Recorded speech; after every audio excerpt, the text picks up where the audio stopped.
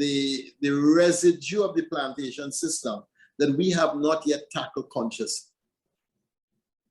And until we tackle it consciously, that we're not going to move it forward.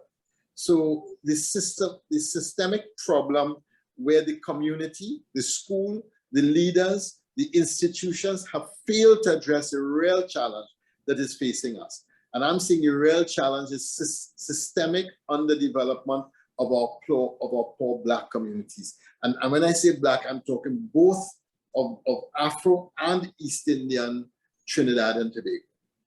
Because those communities, whether you think of those in Central or those in Southeast Port of Spain, they are there. And we know the communities, and those communities bring a higher rate of crime than other communities in our country. And there's not, I mean, that is not magical thinking. And therefore, the solution is not a difficult solution. It means that we have to embrace these communities and bring development, emancipation to its next stage of development, where these communities that have not surfaced out of the plantation mentality, we have to bring these communities to the levels of education to integrate into and contribute towards modern Trinidad and Tobago.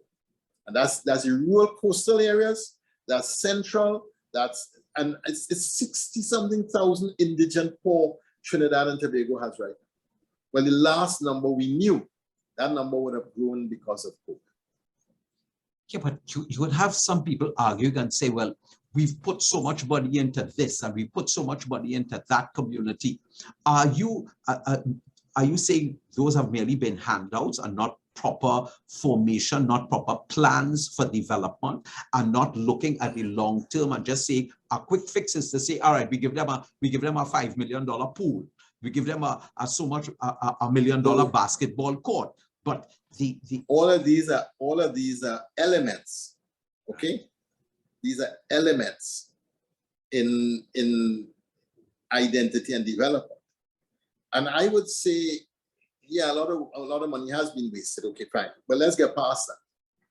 But Gypsy's point of consciousness is the most important point, because if you understand that you are in a community where the economy is really highly challenged, the schools are failing, the institutions are failing, and there's no one to speak within the community for what you really need, then now we're moving from the wage in the 1930s to the identity and equality in the 1960s. We're now moving to the equipping for modern Trinidad and Tobago in the 2000s, in the 21st century.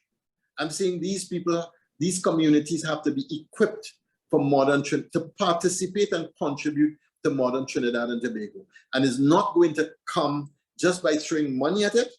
It has to come by shifting consciousness.